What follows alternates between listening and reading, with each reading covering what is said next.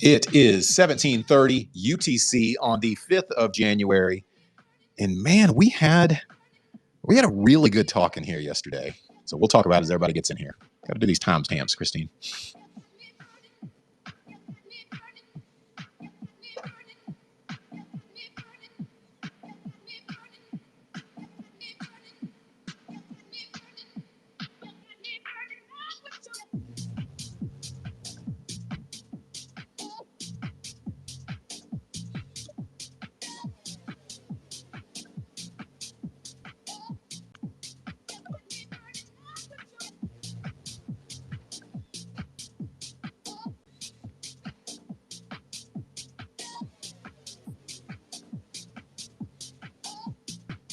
As everyone starts to file in here, you can hit that button on the bottom right. It will tweet out the room. This is an important topic today, and if you value your followers, I think this would be a good thing to share with them, because we're actually going to have quite a bit of discussion over how to look for a scam just by looking at the contract itself. There's Crypt Keeper. Now it's a party. What's kind of a party? But like, Crypt Keeper's the kind of guy who walks into the room and like the music turns up a little bit, the lights dim a little bit, a little more neon flashing. It gets pretty hype. Hey, mate. Good day, mate. I like that. Need some more Australian Crypt Keeper. I'm assuming that's Australian. I think so. Yeah, you sounded like Steer Irwin or Crocodile Dundee, both of which have left us. Bro, I swear, I was like from Australia. Like, I love Australian accents, bro. Like, it's so fire. You know, I think Australia has a decent like crypto community, because a lot of crypto like Telegram groups that I'm in, there always seems to be a heavy Australian contingent in there. So, and I know they have a lot of lockdowns going on with COVID, and maybe that helps out them to, it helped all us out of getting locked out, and we started looking for different things. And yeah, so maybe that's why they're so heavy into crypto. But I always feel like there's a heavy Australian contingent in the groups that I'm in. Yeah, it's like at least one Australian in like every Twitter space. At least one. Like, it's at least one, unless it's just the same dude with different names. No, I don't think so. And they'll have like their flag as part of. They're like real proud of where they're from, right? So they'll say it, and they speak with this amazing accent. It's funny. Me as like the voice of DeFi, I always try to live off my voice, but then I hear like this British guy running one of these spaces, and I'm like, man, how can I compete with that? They always just sound so cool and so like distinguished. And I've got like this American accent, and it probably sounds cool to them, but to my American counterparts, it's just a dude. So yeah, I'm always intimidated by those great British or Australian or just call it cultured accents. But then they probably think the same thing about their own accent too. Yeah, it's probably like regular, but they love where they're from because fucking healthcare is free. I would love where I was from too. Healthcare was free. Yeah, there's supposed to be some good things and bad things about that. But so everybody that's in here, if you will, in that bottom right hand corner of your phone, you will see I think it's a little feather button. It's usually blue unless you've customized the color of it. But if you can tweet out the room, let's get some more people in here. I am. Thank you for laughing at that. I signed up for the Twitter blue thing, and it can change the color of your icons. And I never remember what the original color was, but I think it's blue. What else does it do? It gives you ad-free articles that you look at. I'll be honest. I don't know that I've gotten my $1.50 a month or however much it is back in value from it, but you get ad-free articles. You can change the color of the icon on your home screen. What were some of the other things? It's a couple of things that you kind of shrug your shoulders about, and you're like, no, I don't know if it's worth it. Right. I need one. I need one that's going to tell me when Christine is waking up, because you've got that. She gives you a good morning. Bro, I think she's up before that good morning though. Christine, are you lying? I mean, is there like is there truth in good mornings? Like you have to do it like first thing. No, so I don't do it first thing. Oh, so exactly. I actually have like I actually have like a yoga class at 5:30 in the morning every day. So I'll get back to some messages sometimes, and they're like, "What the heck? You're awake?" And I'm like, "Yeah." And they're like, "But you haven't done your good morning tweet." I'm like, "I do that later." And they're like, "What? I'm so confused." I'm like, "Yeah." Bro, so that's the trick to your youth. I guess. 30 a.m. Boy, that would be the secret to my demise if I was up at 5:30. Bro, she's doing yoga at 5 o'clock in the morning. Who the fuck? Well, even on top of that, I know she stays up late on Spaces too. So Yeah. Exactly. That's so true. It's not healthy, so don't listen to me. don't listen to her. How many Red Bulls or coffee are you slamming in the morning? So I don't drink Red Bulls, but I do drink coffee. So throughout the day, I think I'll have like 2 or 3. Oh, that's not bad though. Put it in the sink. That's not bad. Well, this lovely lady that you hear that does 5:30 a.m. yoga every day, that is Christine Barnum. She is with me. I am the voice of DeFi. You can find me on Twitter at voice of DeFi. You have Crypt Keeper here talking with me. And today also, I've brought him up here on stage. I have with me Crypto Keaton.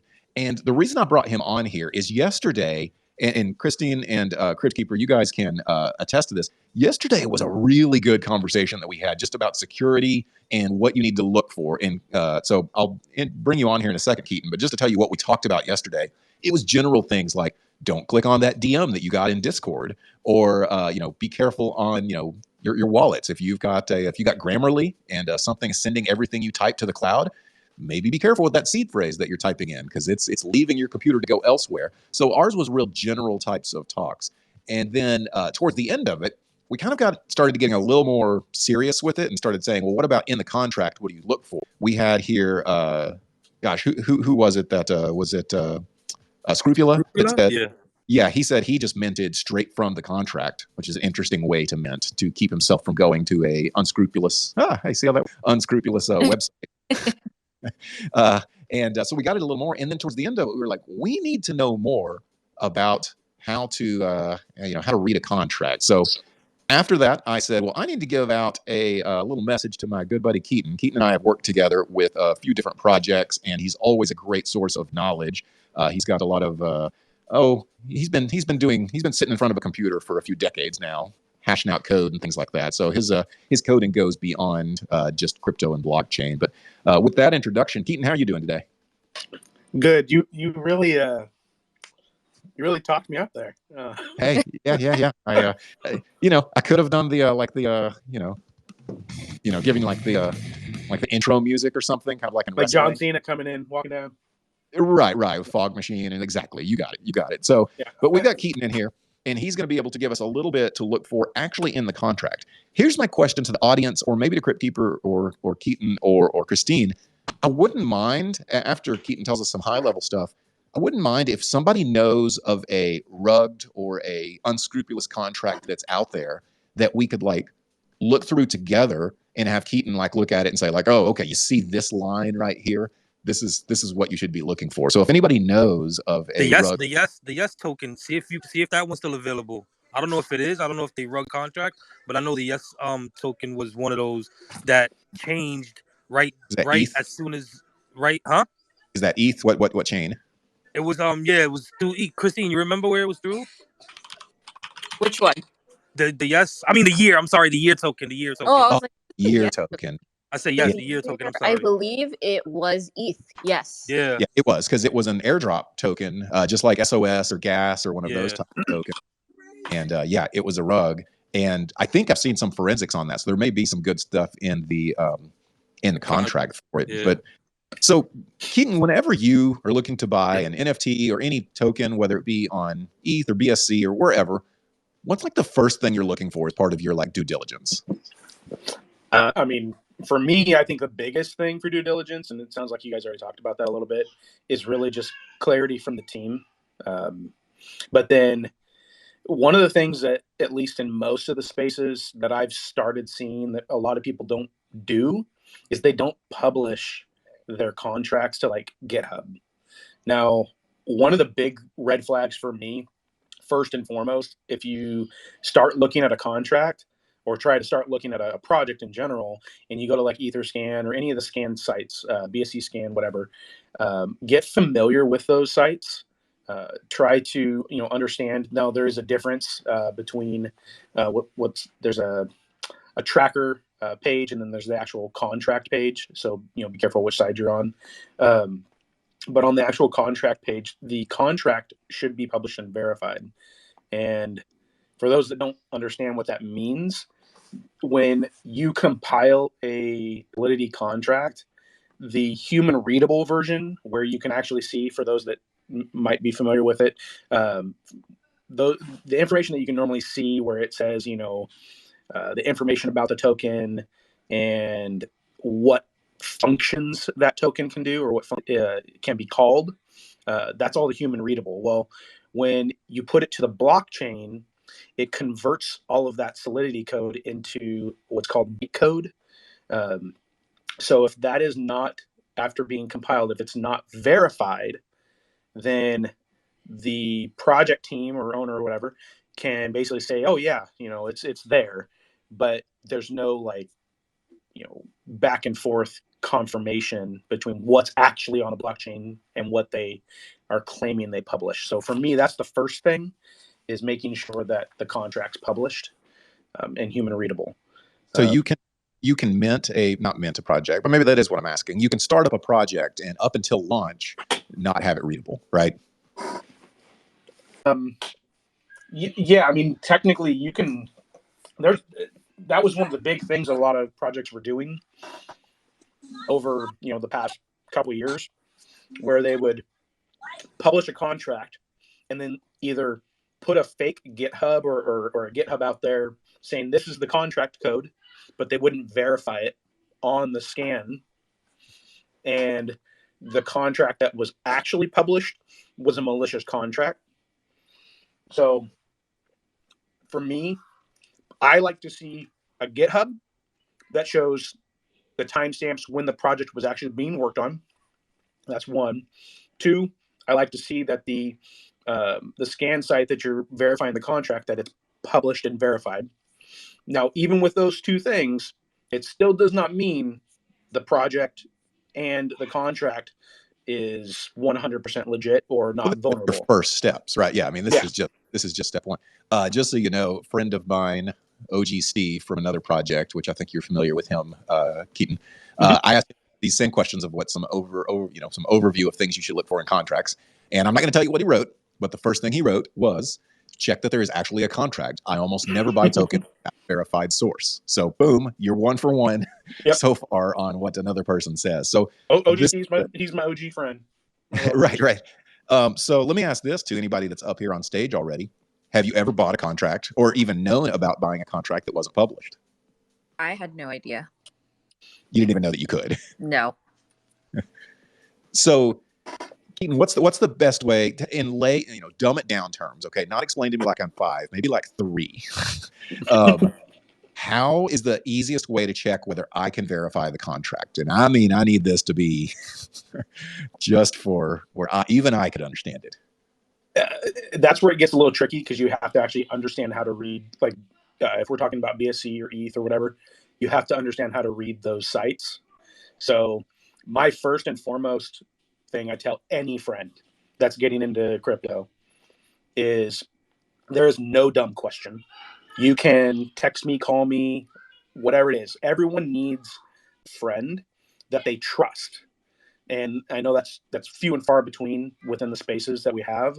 But even if it's a real world friend or someone you've known for quite some time that you trust, that is not going to lie to you, that's going to tell it straight, that would be my first recommendation to have in your back pocket if you are not technically apt.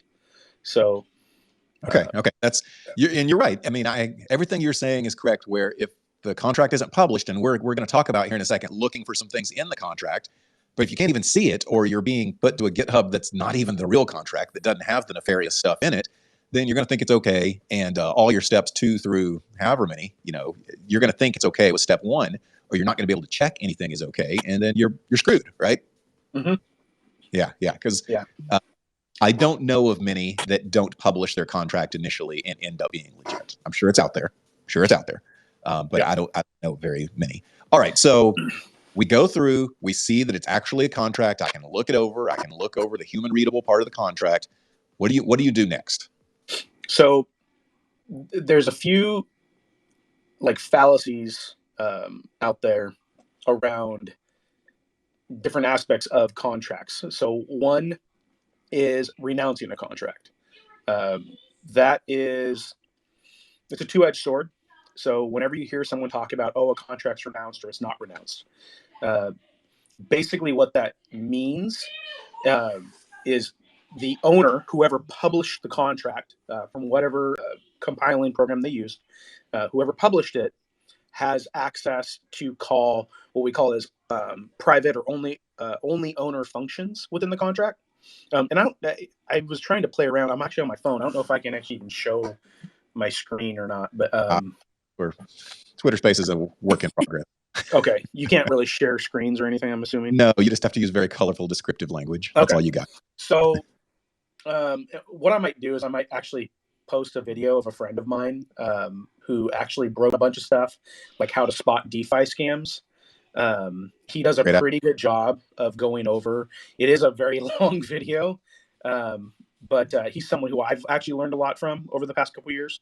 So I'll post a YouTube video of his, and he breaks down some of these things I'll talk about. But so for this contract renouncement, let me just stop you with the contract renouncement. So you know where we met in the airdrop telegram, and a lot of times we will advise people to not renounce their contract because it really puts them in a bad place where they can't change things that need to be changed for legit reasons.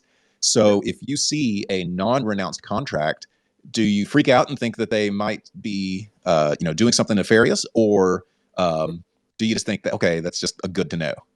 It's a good to know, first off, but then second, that makes me want to look further into the contract to find out what functions are actually callable by the owner. So there's one like really big scam token that happened earlier this year that I actually got screwed on myself because I got into the FOMO of it. And it was called Crypto Hippies. And it was a DeFi NFT game. Well, the owner literally did everything right. Like, you name it, they did everything. And the contract looked great. They talked through all the aspects of, why they weren't going to renounce, blah, blah, blah, blah, blah, all those different things. But where the issue comes into play is when you have someone who's nefarious and people are going to do bad things, they're going to do bad things. They jacked the transfer and buy taxes up to 100%. So basically any buy or transfer, you got nothing. Wow. And I can't remember how much it was. It was like over $500,000 gone within a few hours. So and just people sell thinking like, okay, this is, the price is going down, I need to sell. And there it was an NFT. Oh, it's an NFT. Okay, yeah, wow. It was an NFT at the time. So he released the NFTs, and then it was going to be a platform game. And but there were some little red flags in the back of my mind. So even I'm just saying all of this, even though, and this just goes to renouncement, not renouncement, asking the right questions. Even someone who can be educated on the topic can still get, screwed, for lack of better terms. So on that NFT project, you looked over the contract and there was nothing that you saw that stood out. No, there was nothing really like alarming that stood out. There were a few small little things that myself and a few others I talked with that we kind of talked about, but the owner kind of talked through those aspects during some of the like interviews and AMA things that he had done. So this owner was, I don't know about doxed, but at least doing AMAs and being out in front and yeah. I mean, there was a lot of big influencers that bought in, not pumped it, but bought in themselves. Wow. So it was a pretty big thing. It was all over TikTok. I don't know how far out there it was on Twitter, but it was pretty big, and it was really cool because it was basically these NFT little cute. They almost looked like the noodles in a way. There were these cute little NFT pot farmers, basically. So you got to, farm little plots of land, and yeah. Sounds cool. Yeah. Sounds like a project that would do well. Yeah, and it was cute. It had a really cute look to it. But saying that, and what you were saying earlier about the renouncement, and I've been part of a few projects that did renounce, and then there were vulnerabilities in the contract that could not be fixed or updated. That you really can't do anything with, and then you got to do a migration, and that in and of itself is a whole other issue. But when the thing I want to clear up is with renouncement and not renouncement, when you still retain control of a contract, it doesn't mean you can change the whole core functions of the contract. You can only update callable functions in a contract. So to kind of make that make sense, there are basically static, what we call variables, that stay the same. So like the name of the contract, typically that's a static, line item in the contract. I'm trying to make this as broken down as possible here. And then there's other areas. So let's say tax, right? If there's a tax on a token or an NFT or whatever, some contracts write that in as what we call hard coded or static. And then some contracts write that in as a callable variable that you can update. So that's where you have to be careful in knowing what's what. Yeah. If I was trying to set up a contract to screw you over, I could put in that variable and leave it unrenounced. And then you're saying I could then go back and change it whenever I please. Yes, basically. And to be full clarity, full honesty, I've even written contracts that do that. So it's not a bad thing. It's just one of those, you have to like have a level of trust between the investors and the actual project team. So for like my scenario, I had a project where we had a variable tax rate, and what the mechanism was that I was going to use or using for that was we had a set tax rate, and then we had a short-term higher tax that would get removed later on at a certain date. But to make that work, it had to be a callable function. So that's where it kind of comes into play of, being open and honest and clear with the community. This is what this is for. And then, honestly, at that point, if I screw over the community, my name's mud. So anyone who knows me knows that I take stuff to heart personally. And that's really kind of one of those unique pieces in the space of crypto and being a dev in crypto is some people want to retain that anonymity, where me personally, I will not invest in a project if I cannot verbally talk with the dev, have conversations, know more information, because I want to build that trust. And that's fine for an investor to have anonymity, but a developer and a project team, I feel that it's their due diligence to not. Interesting. Well, let me just do a reset here. This is the Traderverse Alpha Hour. We get here every Monday through Wednesday at 17:30 UTC. Yesterday, we had such a good talk on security and how people have been screwed over through some various nefarious ways. Nefarious. I like that. We started to talk about what could we look for in a contract. And so I phoned a friend, and this is Crypto Keaton. You can see him here with this orange PFP here. It's really cool. What project is that, by the way? It's actually my little project. It's 8 boys. I wasn't trying to just throw it down the middle so you crank it out of the park, but it's what I've done. It's 8 boys. So awesome. We actually completely sold out all of it's not fully my project. I did the art and stuff. But it's another friend who's actually the owner of the project itself. I just did the art. So I did development. Keaton does it all. So I phoned a friend there and said, hey, can you come in here? Because I know you can read a contract. So we wanted to know, what some of the gotchas were. So just in review of what we've said so far, in case you've just joined us, is first of all, he wanted to see whether you could even see the contract. Okay. If you can't even see the contract, then you can't do any of the things that he's about to talk about. Or if they direct you to GitHub to a contract that actually isn't going to be the contract that's on the blockchain at all. You're looking over something that is just to waste your time, and it's not the actual contract with the nefarious code inside it. Then he went into, is the contract renounced? If it is renounced, then they no longer have the ability to make certain calls or to change calls within the contract. And is there one certain line of code that I can read about renouncement, or is there one certain phrase I can look for?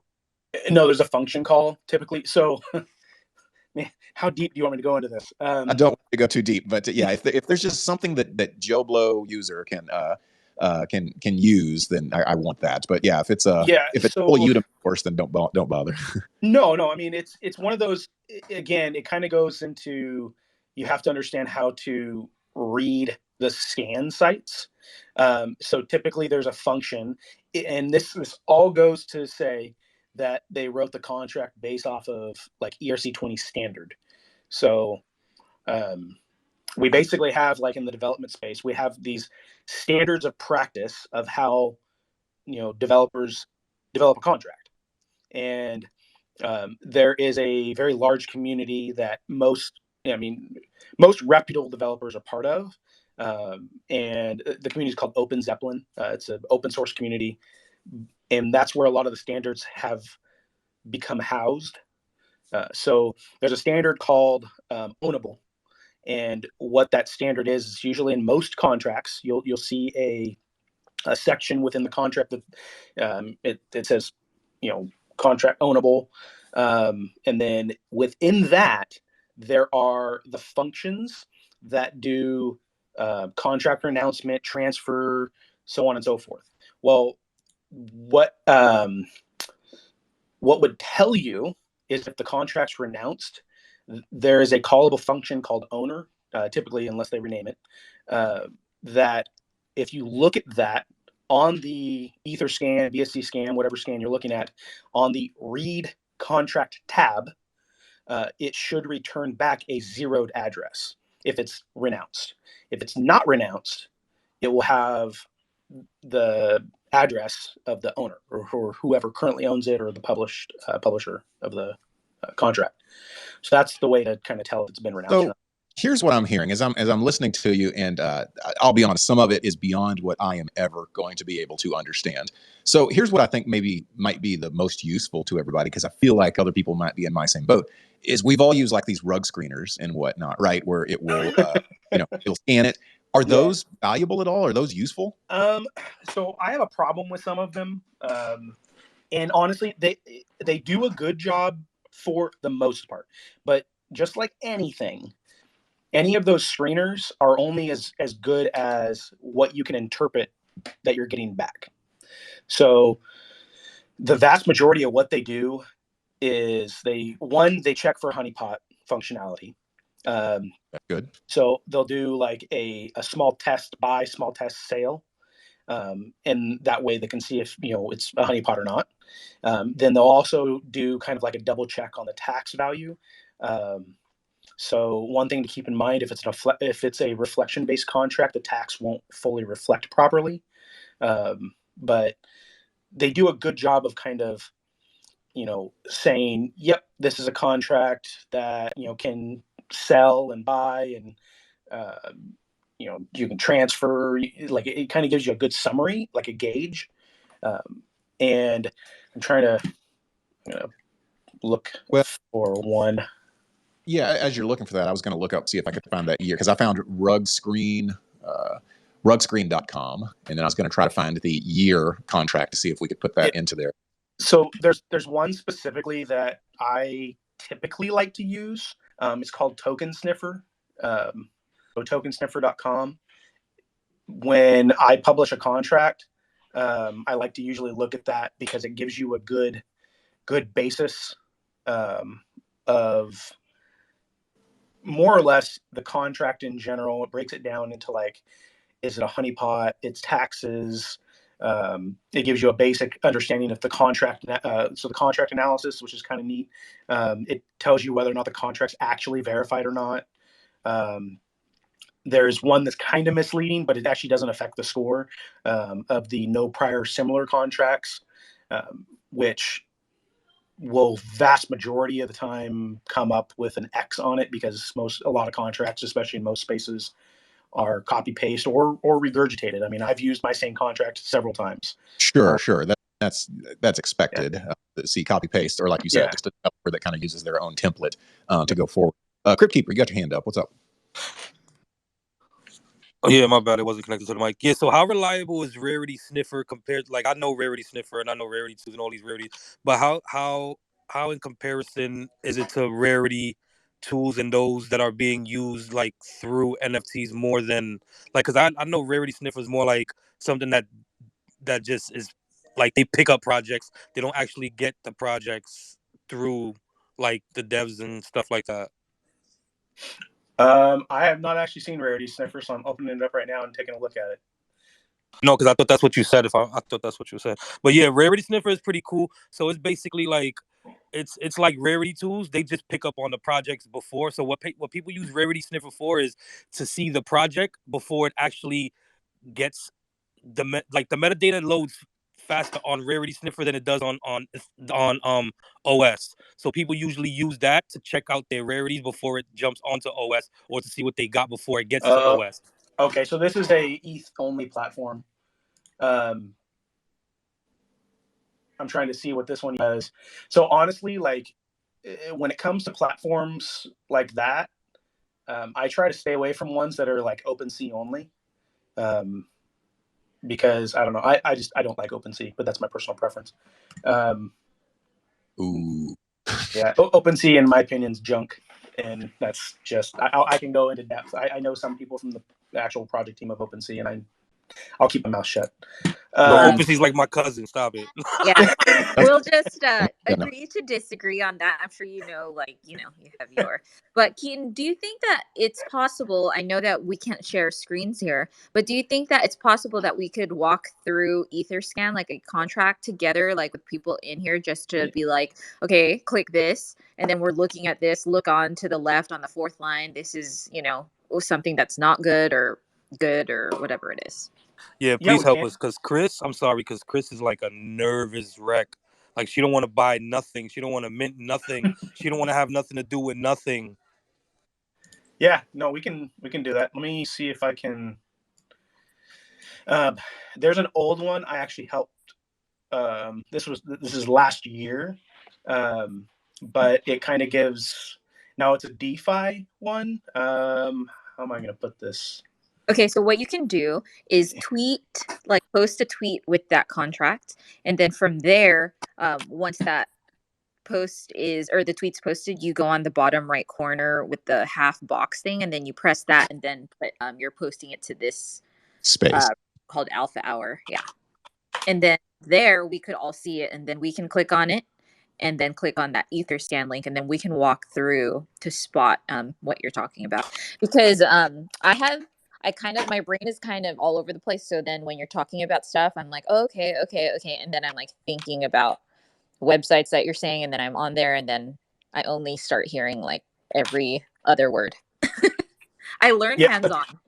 Yeah, no, I'm with you too. I like to show stuff, so I'm definitely hands-on. Like, I can't. You could tell me 5 + 5 is 10, but until you put the matches out and tell me, like, that's like the type of person I am. You're like, okay, but how? Yeah, exactly. I'm more like I can ask you a gazillion questions and still won't understand it until I see you physically do it. Yes. But I'm sorry, Keaton. What is it, Keaton? Keaton, yeah. I'm sorry, Keaton. Like, because I know this is probably a crazy process that you're gonna have to teach us in like 10 minutes. Okay, that's right. I'm also gonna post the YouTube video I was talking about, and I'm tagging my friend in it. Yeah, that'd be good too, because I could definitely do it through the YouTube. I'll just look for something to look, something to Google. Let's see. I just posted it. I did @TRADERVERSE and #Alpha Hour, so then I can. Okay, so you posted it. I'll go on to your profile and I'll post it up on here. I did just put one up top. That's the year token. We could look at, but whatever one's Keaton's more comfortable with looking over. Oh, I can. Why do I not see it in here? Yeah, I don't see it in your. Oh, there it is. I see it now. It takes a moment on the nested stuff, but it's at the top. It just says example of a honeypot. Okay. It's got the Etherscan link. And matter of fact, what's in Etherscan itself, now this is after the fact, but it says this token is reported to be a honeypot token. Okay, I went ahead and posted the post Keaton posted as well on the top. So which one should we click on first? The one that I would like to do an NFT one rather than a token one. We'll do both.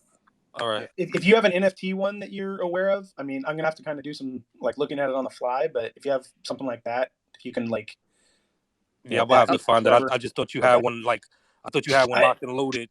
No, I mean, Crip. I tried to. I do have a day job, so Yeah. I was trying to Crip. get I'm stuff. sorry, I don't. Crip, Yeah. can you put up the post the board bunny? Wasn't that a rug pull? Or which one was the last But rug it was board bunny, but I don't know. I don't know how Oh yeah, it. Board Bunny. Oh my gosh, that was a fun Yeah. one. So if we Yeah, could that was put a- up that contract, because it's Let me still look. there. Yeah, if someone 'Cause can I find heard- that, I'll kind of go over some of the basics of the contract I was sharing here. I heard that contract was insane. Yeah, it probably was. So yeah, which one do you want to go over, Keaton? Just in the thinking of time here. Yeah.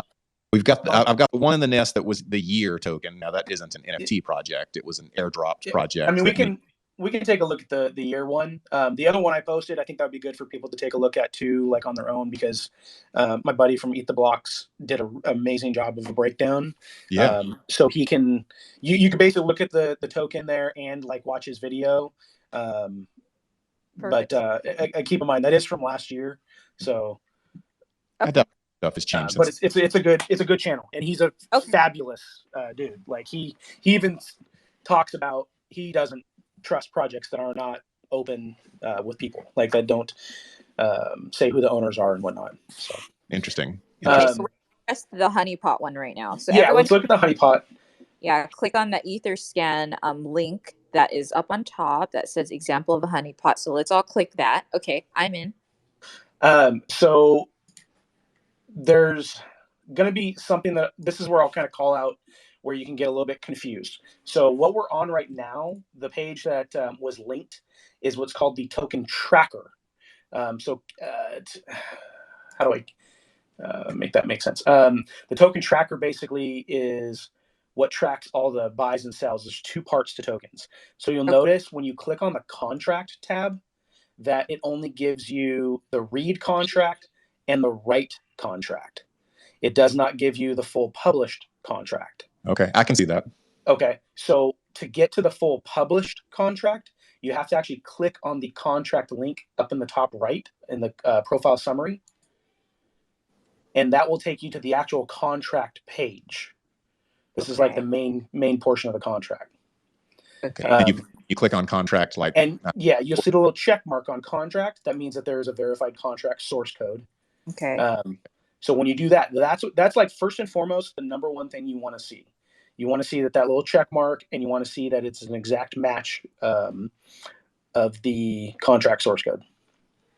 To answer the questions of checking how to see if a contract is renounced or not, if you click on the read contract, all of the readable public functions, and there should be a section that says owner down near the bottom. Do we click owner? Yeah, when you click on owner, that will tell you the actual owner address of this contract. If that address is a zeroed address, so it's like 0x00000, like a dead address, that would mean it's renounced. Like it basically they gave the contract to nothing, to the zero address. If it has an address that looks like that, that person that owns that key can do anything they want with this project. Okay, so what are we for when it's a good contract? It should say 0000, so it goes to nobody. That I wouldn't slap that to it. I wouldn't say good contracts are renounced or not renounced. That's just a thing to keep in the back of your mind. Okay. So like for instance, I'll give an example. So if you have like, let's say an NFT, because an NFT contract will look very similar. Okay. If you have an NFT and they're just doing a run of NFTs, but they're not like doing anything further past that like making a game or doing anything with liquidity or whatever, there really wouldn't be much reason to not renounce. Still wouldn't be a bad thing to not renounce it. But if they weren't going to do anything with NFTs past that, and they're just letting people mint, then there'd be a good like reason to say, hey, can you just renounce the contract? Okay. Renounced, just taking notes again. So renounced is the 0000, and it goes to nothing. Then this one has an address. So when I click it, it's going to take you to that wallet. Okay. So what you can then do from there, and oh my god, I'm Yep. looking at this The for the outs first of time. 1 ETH. So yeah, they tornadoed all this stuff too. Wow. Okay. It's active. 4 days ago, 5 days ago. It's Yeah, active. so 5 Yeah. days ago they tornadoed 10, 20, 30, 40, 50, 3, 4, 5, 6, 7, 58 ETH. What? So yeah, so for those that are here that don't know what tornado is, it's basically just a blender that allows you to kind of like hide transaction paths. It's not a bad thing, but definitely seeing a contract owner doing that, that's a bad. So that just means that they're shady as shit and they don't want you to see where they're sending their money. They're sending the contract money. Yeah, you expect to be an individual to use that, but not a Yeah. Bro, so all these people are still losing money? if they're still whole. I mean, it was a honeypot, so they couldn't sell. They bought it and couldn't sell. Yeah. Yeah. Wow. So I'm gonna have to look through the contract and see. One ether, and it's all out. And then on that last one, on the 4 days ago, it said from, and then it says in ether rug pull. Ether wrapped rug pull contract, yeah. A lot Wow. of them say 0 ether, 0 ether, 0 ether, value. Yeah, so the 0 ETH just means that was a swap or something along those lines. You'd have to actually dig into that transaction hash. Yeah. So like looking at the first zeroed, the contract was doing a swap of wrapped ETH for this year token. And the originator 601. Yeah. So basically, that's what was happening when you see those 0 ETHs. The EtherScan only shows face up ETH transfer amounts. If it's 0 ETH, then you have to dig into it and look to see. So those 0 ETH ones were basically the contract owner address swapping out the liquidity value for the year for wrapped ETH. Wow. So I had a list that OG Steve gave me, and since we're running a little more short on time, and you got a day job, I got to take you walk here. A couple of other things he said, and I think this is good to say, is no mint function outside of the actual constructor. In other words, whenever they first mint the tokens or mint, I guess, the NFTs or whatever, that's fine, but you shouldn't be able to mint more later, right? Yeah, I mean that on fixed amount tokens. So where they, like, let's say they did an initial mint of like 1 billion tokens or whatever, you don't want more tokens to be injected. Now, like farmable tokens like Sushi Swap or Pancake Swap or anything along those lines, those have an internal mint function, but it's not. It just depends of how it's made, right? I mean, that's part of how farming works. It's all respective to the type of token you're investing in or the type of project you're investing in. Yeah, I've been in a project before where it had like, I don't know, it's going to make up a number, 20 million tokens. And then all of a sudden a mint function came up and 30 million tokens, the total supply, and 10 million got sold immediately and brought it back to the original amount, but it also at the sacrifice of the chart, and then just all hell broke loose. So yeah, I've seen these mint functions bite a project really bad. Is this the things that you're looking for, whether it be mint functions or contract announcements? Are they all just for crypto itself and not NFTs, or is it all kind of encompassing, and everything you're looking for could be looked for in an NFT contract also? Everything can be looked for in any of them. Apologize if I cut out there. They're all written in Solidity. So it really just, once you understand some of just even the most basic function things to look for, you can take that to any type of contract technically. I am noticing, looking at this, so on if you go back to the contract where we were looking at the read contract, under the write contract, which is where the contract owner would interact, they have, where are we looking at? Back on the contract page in Etherscan. Yeah. There's code, read contract, and write contract. Under the write contract, that is where the contract owner would interact with this contract.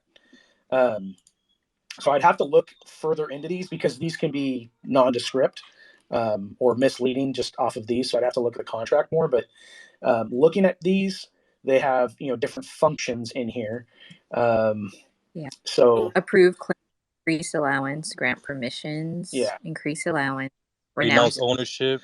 Yeah. Which is the one that change and make it to where you can't sell, because that's what this one ended up being. Yeah. Transfer. So most likely, because I'm not seeing anything where, at least in these function calls, I'm not seeing anything where they can change the tax amount or stop selling from happening. So it's going to be most likely a hard-coded thing in the contract, and that's where I'd have to look at that. I'm putting it in my VS Code right now. So as you're doing that, I'm going to ask you another thing that our friend OG Steve wrote was, and you can explain to me what this means, proxy contracts. He said, not a red flag per se, but good to be aware of, as the entire contract can be upgraded to something you didn't know you were buying. Yeah. That mean? I mean, I can go in an hour-long conversation about that. That's something definitely would be more for a deeper conversation. Level course. Yeah. So proxies and delegates are two function type calls that are not bad in and of themselves, but they can be bad. Like they're ways that either a contract owner can exploit, or someone who knows what they're doing can actually kind of how do I say it? I'll just use a term. This is not actually exact, but they can technically DDoS a contract, because everyone knows the term DDoS, but that's not actually what it is. But you can have someone that knows what they're doing write a malicious secondary contract to attack a good contract. Okay. So that is not the contract owner doing anything bad. That's just a vulnerability in the contract code.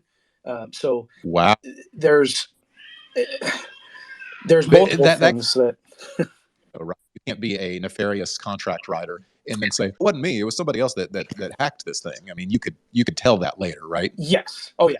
Yeah, you can totally tell. And then the last thing that's on here that it said that you have to watch out for is functions that just pull the emergency brake on trading at all. Like, can you halt trading just by? Yeah, halting trading. Let's see. Oh, yeah, this honeypot contract that we're looking at actually has a mint function buried inside of it. Before we get out of here, can you guide us to that? I'd love to see that. So if you look at the contract code tab within the contract, and then under, I'd have to look at this a little bit further just to see if it's not callable. But under the token.sol, this is basically all of the internal, because it looks, I'd have to see how they're using it, but there's a mint function on line 203, which is not bad in and of itself, but I'd have to see how they're utilizing that further up. So the ownable, where it's contract EW is ERC20 on line 191, that's called an inherent, which basically means that this main token can call from that mint function. So I don't know if it's blocked, but I don't think you realize how intelligent you are at this stuff. I don't know if everybody else will agree with me, but whenever he's just like, oh yeah, DDoS, you guys know about that. I mean, everybody got that. And yeah, I know about it from, if I see here that a website had a DDoS attack, but I don't know it to the level even you were saying you knew it well. And I take it that I'm probably like a lot of traders. Here's what I get this is, everybody needs a Keaton in their lives. Okay. I was just about to say the same thing. I don't know that I could spend, if it's like a weekend conference, I don't know that I would walk away knowing as much as I need to know on this to look over some of this. Now, you have told me to do crypto zombies before, and I think I am going to do that at some point. I think that would be really good for me. But I think in the end, you've got to network. You've got to find you some people. And just like how I met you, Keaton, we've met through, various projects. And you just got to network and meet people. And that's one of the things that TRADERVERSE will be able to do, since it's a social network, is it'll help you to network and find people like Keaton, because Keaton can answer it for all of us. he'll answer it for me. But he's, everyone needs somebody like that can answer some of these tough questions. In my mind, I don't know. Agree or disagree, Christine? Agreed. And make sure you guys follow him. Just for the value and educational purposes of his posts. Like today was really good. Like I wish we had more time because I've never looked at a contract like that. And I think this is that we're all like kind of having a walkthrough. And I had no idea. At least I have some basic surface kind of knowledge now. So thank you, Keaton. Yeah, no, of course. The last bit that I'll throw out there, the biggest red flag of this one is the contract authority is hard-coded. That is a no-no. So on line 198 in the contract, keep that in mind. 198 has the constructor hard-coded, which is the owner. So even technically if they transferred ownership, the authority is hard-coded, so they'd still be able to mess around with the contract. Okay, I'm going to try to look because I need to see it or else I won't understand. So 198. Okay, so there's authority and then it has that address. Yeah. Yeah. And that's the address that would deployed as well. And that's hard coded in. That can't get changed. And that's something that we should look for. So that shouldn't be something that's there. No, never. I subscribe. Yeah, I subscribe to the theory that is, I don't ever hard code addresses unless a explicit need for it.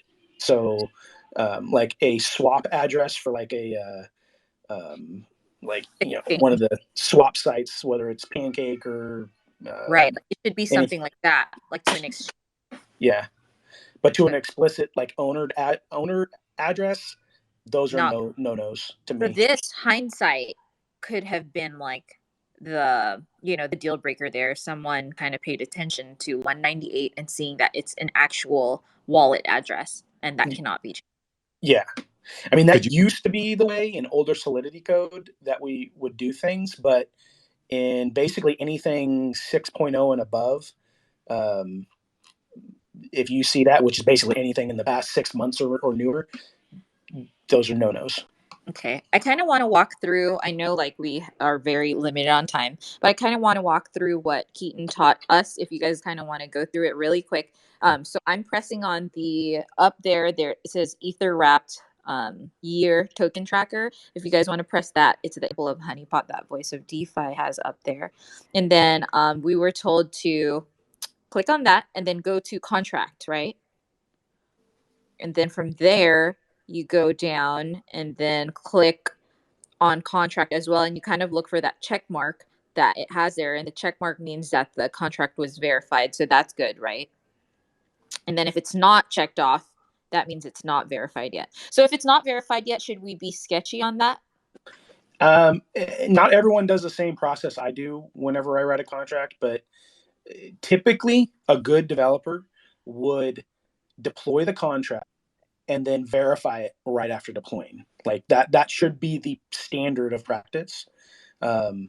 If a contract has been published for more than, I don't know, I'll say 48 hours and the project hasn't gone live yet, I mean, that's still kind of a little leeway, but if the project's live and you're able to buy that project, whether it's an NFT or a token, and it's not verified, that is red flag number one. How about line 218? 218. That's just a burn mechanism. I mean, it's not bad. It just depends on, I mean, it would just be they'd be able to burn tokens. You see where it says unexpected error occurred, and then the next one 224 says failed authentication. So is that those are notifications? So have you ever like gone on Sushi Swap or anything like that and see those little pop-up notifications or whatever? Yeah. That's what those are. Those are just string notifications. So basically, like if something goes wrong, that message. Yeah, basically it's require. So basically, this one has a require. I'd have to look DB. Permissions owner. So basically, the contract owner is the only one that can do the burn mechanism. But in reality, he was a scumbag. Yeah, yeah. Reality, yes. Okay, Yeah. so that contract check mark, it's kind of something to look for, and that shows that the contract was verified. So that's something that's good to know. And then if you guys scroll down a little bit, there's code, read, and write. And if you press code and scroll down, that's where we're talking about line like 198 that he pointed out that that was something that we could have seen where it says on line 198 Authority. authority, and then it has that wallet, and that shouldn't be there because that's a wallet that's hard coded and cannot be changed. So that would make sense if we were able to catch that. That would be something that would be like, hey, So does what if? the money? So does the money go to that wallet? Yeah, Yes. yes. Basically, all right. If you want to Yeah. see that, you're not following along, I did a reply to that nested tweet up top that says example of a honeypot. I did a reply that just did a screenshot of line 198. So if you're not following along, you can just look at that reply and Yo, see this it. shit just made me. This shit just made me smarter. Like I feel more into Right? the Matrix This now. is amazing. I think all our sessions, a lot of them should be like this. Like if like we'll vote on it and see like what, because the more educated the space is, right? And thanks to Yeah. Keaton for taking his time on this, like the better we become at like being able to not feel so like drive people out of this space, especially people that are newer. And I'm not even newer, and Crip's not that new either. I didn't know how to do this. So imagine someone being like, hey, so this is a new thing. I want to start investing in tokens and NFTs, and then they leave because they get read. I feel like this is the shit that they don't want you to learn, because if you learn it, then there won't be no such thing as scammers. Right. And And then that's that it's gonna be less of that happening. And that's Yeah. exactly like in this BSC space. I mean, I don't really dabble all that much in the ETH space, but like in the BSC space, the Polygon space, I don't want to say, how do I say this with that? I don't want to say that the people in that space, the investors in that space, are necessarily more intelligent. I think that they've been scammed so much that they've become more more cautious. aware. Yeah, And more Mark, cautious and more aware.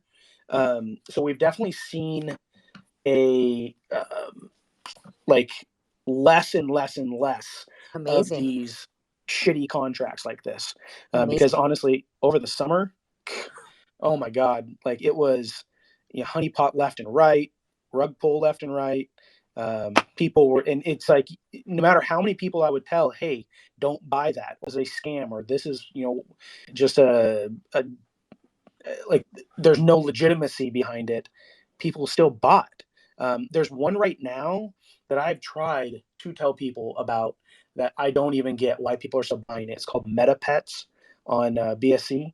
Oh my god, yeah. Someone told me to look into that. Do not buy that project. Do not buy that project. They have no product. They don't have any actual NFTs. They are using this. So basically, they've had these like quote unquote live Telegram AMAs with the owner, and it's a I forgot what it's called.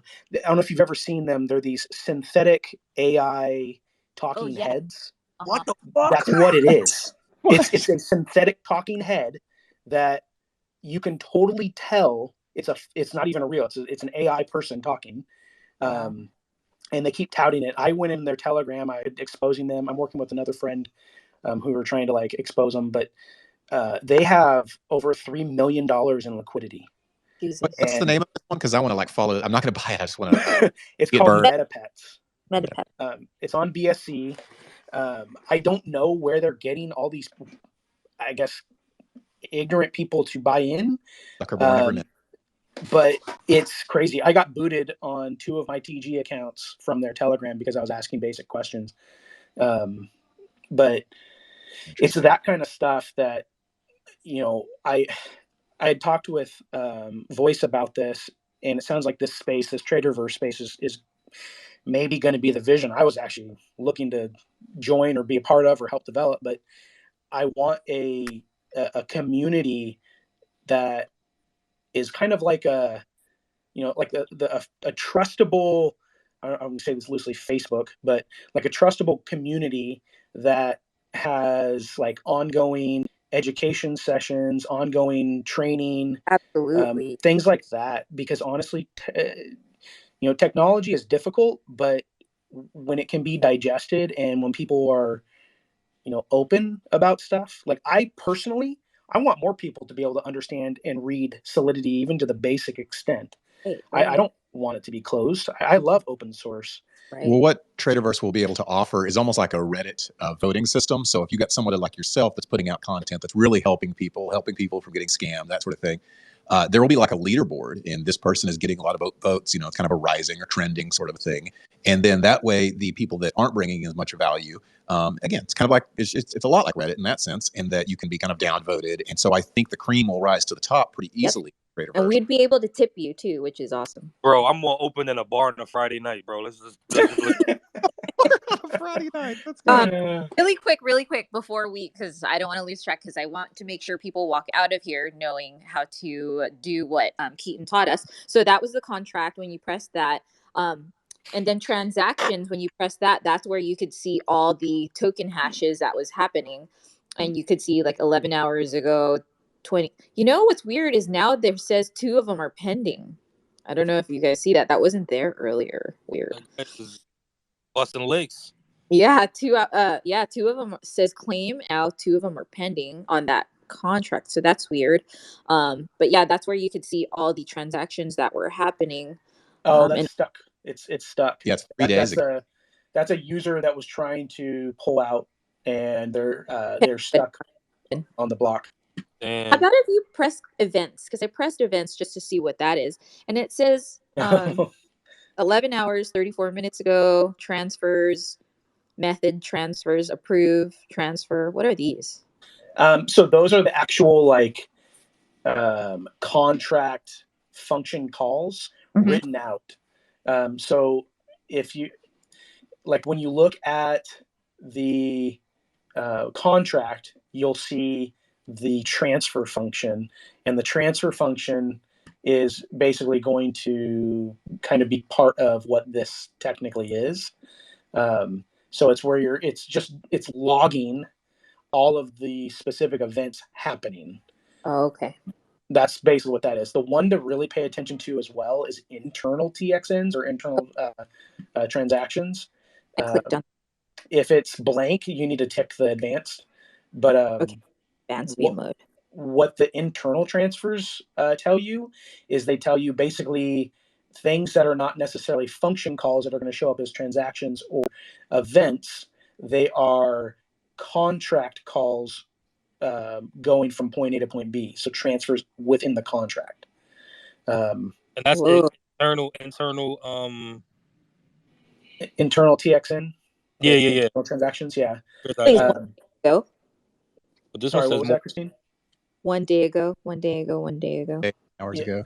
Yeah. So basically, the way that this typically works is this is where you would see usually tax type information. So when taxes automatically come out of a contract and get dispersed, this is where you would see the paths that those taxes go. Whoa. So call me Neo, bro. My new name is Neo. He's the one. Oh my gosh, this is so awesome. I love that we can walk out of this space today knowing a lot more than we did coming into the space. And I do want to really thank you, Keaton, and we welcome you all the time, as you already know, I'm sure, to come on and help out any of the newbies or even people that aren't new that just don't know how to do all of this. This is amazing. Thanks, Keaton. Yeah, no, thanks for having me. Man, all right. That was $1 million worth of knowledge right there for free. It was. That was Crypto Keaton. Make sure you give him a follow. He's a smart guy. And look, he's got a cool PFP there. And check out, see if you can find out about that project as well. That might be a good way to thank him, is to look into that project a little more deeply. That's definitely a fact. We completely sold out, but I do have Series 2 coming. So nice. Oh, there's some alpha. There's some alpha to end the alpha for sure. All right, guys. Well, I am Steve, and I go by the Voice of DeFi. You can find me on Twitter at Voice of DeFi. With me today, of course, is Christine Barnum. You can see her here up top. Crypt Keeper was up here. Oh, Tim Cook was up here, but we weren't able to speak with him. But that's all right. And I appreciate his presence. And then, of course, thank you. Then, of course, Crypto Keaton, thank you so much for dropping some knowledge on us. You now, a Crypt Keeper, he's able to hold his hand up and stop Agent Smith's bullets and all that. It's pretty magical. So, all right, guys, that is it for the Alpha Hour today. Tomorrow, here's what I want you to do. I want you to follow the Traderverse account, because we have a Discord, but we also have a Telegram we've never done a show from Telegram, but follow this account because we may do it over on the Telegram side of things tomorrow, which that can be a lot of fun as well. You can screen share over on Telegram, so look for that and see if you can join us over there tomorrow at Telegram on the Telegram site of Traderverse. So with that, I love doing this. I really thought I came out of here more educated than when I came in, and I love you all. Peace.